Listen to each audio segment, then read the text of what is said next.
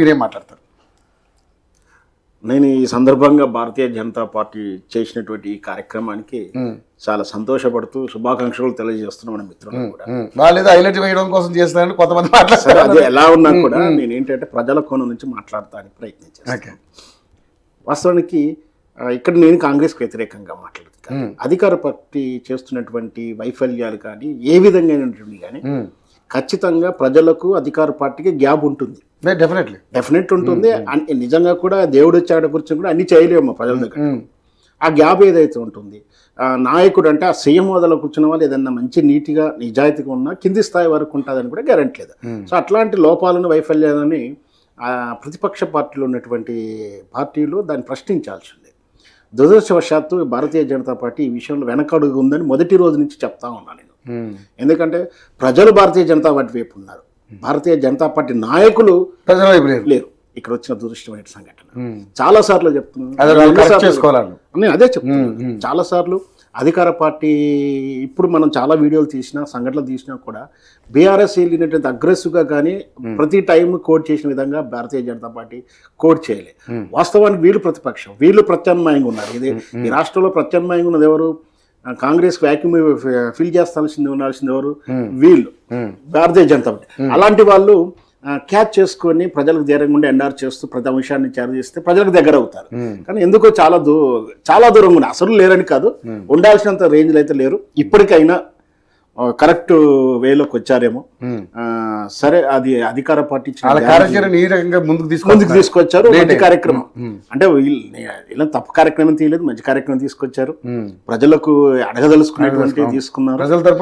చలో అసెంబ్లీ అంటే అది చిన్న కార్యక్రమం ఏం కాదు.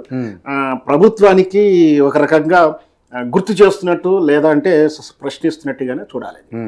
సరే, అధికార పార్టీ ఎవరేం చేసినా కూడా ఆ పిలుపునైతే ఆపడానికి ప్రయత్నం చేస్తుంది, అరెస్టులు చేస్తుంది, ముందస్తు అరెస్టులు చేస్తుంది. బహుశా ఈ రోజు ముందస్తు అరెస్టులు అంశంలో వారికి వెళ్తే వీళ్ళు చేసినటువంటి గ్యారంటీలు ఏమైనాయి, గ్యారంటీల గురించి అసలు పట్టించుకుంటలేరండి. గ్యారంటీలు ఎప్పుడు అమలు చేస్తారు నిలదీసే ప్రయత్నంగా ఇచ్చినటువంటి బీజేపీ పిలిపేది. మరి గ్యారంటీలు ఏమి ఇచ్చారు, ఎలా ఇచ్చారో మనం ఒకసారి చూసుకుంటే కాంగ్రెస్ పార్టీ 6 గ్యారెంటీలను పేరు చెప్పినా కూడా క్యాల్కులేట్ చేస్తే ఒక 15-14 వరకు వస్తుంటాయి. రకరకాలు చేస్తాయి.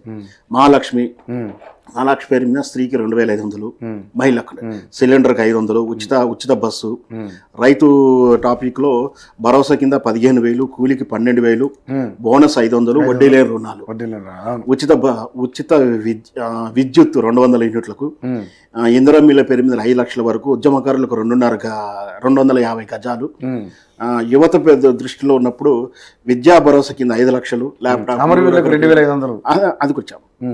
అమరవీలు అంటే 2,000 గజాలు, 25,000 అది కూడా వస్తుంది.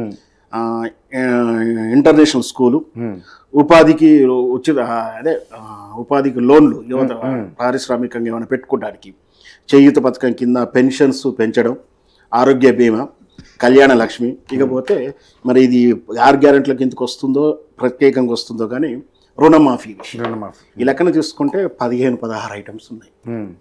దీంట్లో పూర్తిగా అమలైనవి కొన్ని అయినాయి, అసలే అమలు కానీ లెక్క చూసుకుంటే అసలు అమలు కానీ ఏమైనా ఉన్నాయంటారా మీరు? అసలు లేవంటారు. ఉన్నాయి, లేవనేది 2,500 ఇవ్వలేదు.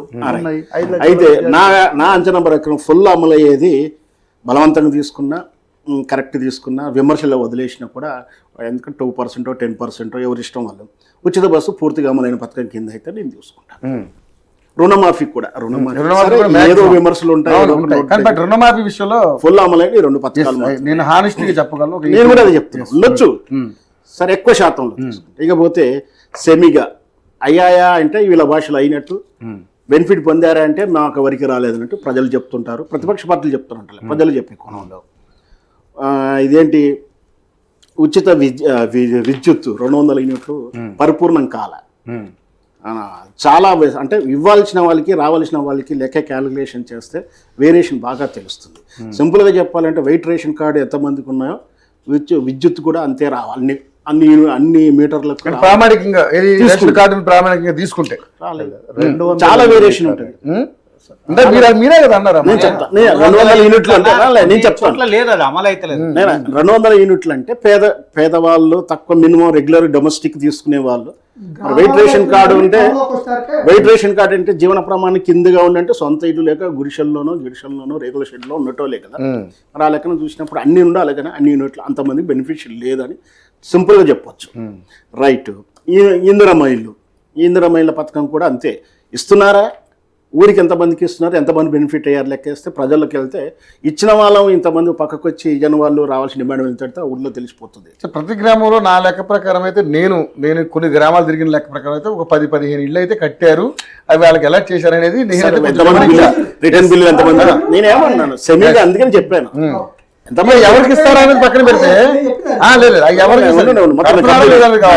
ఎంతమందికి వచ్చాయి, ఎంతమంది రానోళ్ళకి వేరియేషన్ అయితే ఖచ్చితంగా 15 మందికి వస్తే 85 మంది అయితే వెయిటింగ్ లో ఉన్నారు.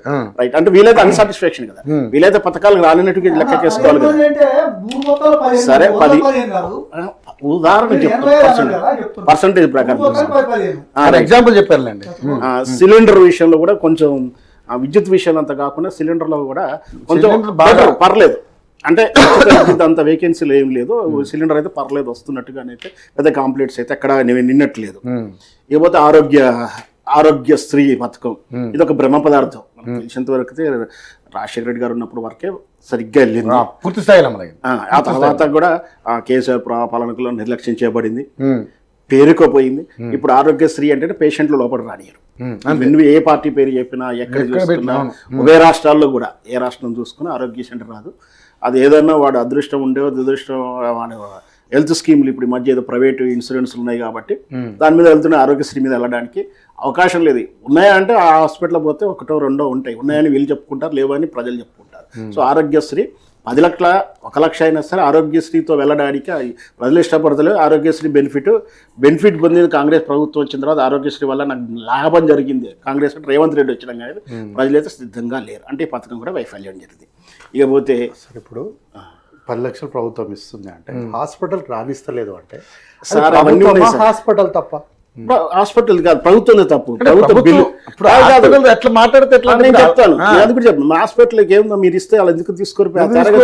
హాస్పిటల్ వైఫల్యం ఎందుకుంటారు? రావనే కదా వాళ్ళు.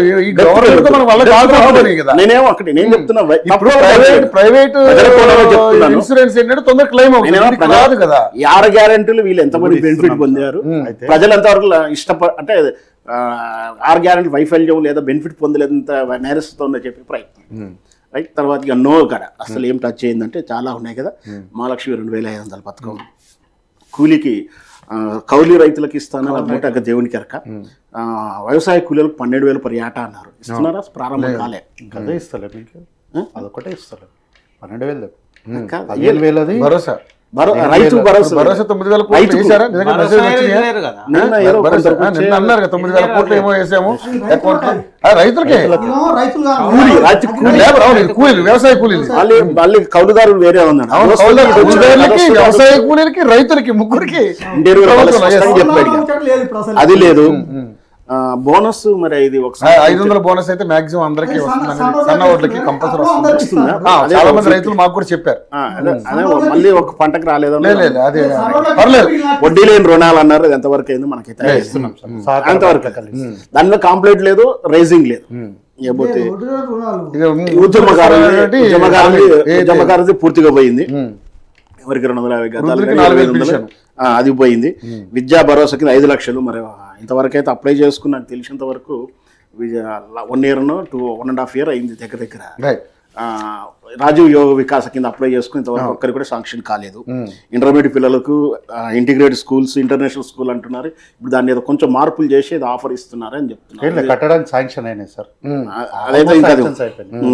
ఇకపోతే యువత ఉపాధి లోన్లు అయిపోయినాయి, పెన్షన్ పెరగలేదు, కళ్యాణ లక్ష్మి పెరగలేదు, తులం బంగారం ఇది సంగతి. మొత్తం మీద ఇన్ని అంటే ఇచ్చిన వాటికన్నా ఇవ్వలేని వాటికనే మొదలు పెట్టిన వాటికే చాలా ఉంది. ముఖ్యంగా దీని ఎఫెక్ట్ ఎక్కడ ఉంటుందంటే రైతు భరోసా, రైతు కూలీ, రైతు కౌలుది మాత్రం ఖచ్చితంగా మూల్యం చెల్లించుకుంటారు. ఎందుకంటే పాత్ర వాళ్ళ పక్షాన పెద్దన్న పాత్ర, ఈ మహిళలు ఉన్నారా ఇవన్నీ కూడా వాళ్ళు పెద్దగా ఇంపాక్ట్ అవ్వరని నా ఉద్దేశం. ఇవి స్కూల్ పిల్లలు కూడా ఇచ్చినా ఇవ్వకుండా పెద్ద కాదు, జర అది విన్నారు వదిలేశారు ఇవ్వకుండా, కానీ వాళ్ళు రిటర్న్ లో ఓటేసేటప్పుడు మాత్రం ఈ రైతుది మాత్రం బాగా దెబ్బలు పడుతుంది. వీటినైనా ఫిల్ చేయాల్సి ఉంటుంది అనేది నా ఉద్దేశం. రైట్. ఫైనల్గా మన ప్రణబ్ గాంధీ గారు